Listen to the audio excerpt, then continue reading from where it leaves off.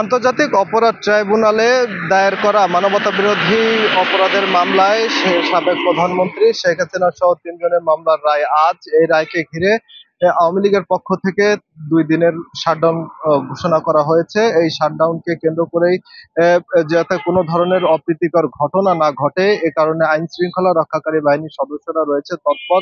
শুধু তাই নয়, আইন শৃঙ্খলা রক্ষাকারী বাহিনীর পাশাপাশি বিভিন্ন রাজনৈতিক দল জামাত এবং বিএনপি কে মাঠে দেখা গেছে। আমি যদি একটু দেখাতে চাই, আমার পিছনে যে স্থানটি রয়েছে শহরের বেদগ্রাম এলাকা, এটি খুবই জনবহুল একটি এলাকা এবং গুরুত্বপূর্ণ এলাকা। এই এলাকায় কিন্তু এই যে জামাতে ইসলামের একটি বহর কিন্তু এখান থেকে এই যে বেরিয়ে যাচ্ছে এবং তাদের বেশ কিছু নেতাকর্মী এখানে অবস্থান করছে।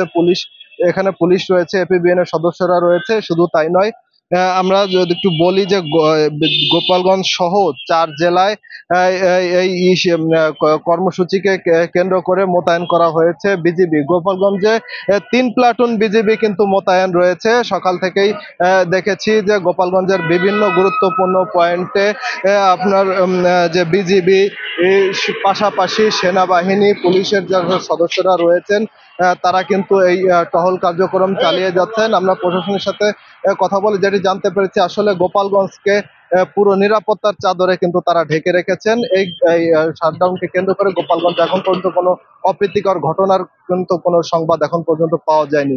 এই ছিল আমার কাছে গোপালগঞ্জ থেকে সর্বশেষ। হুম।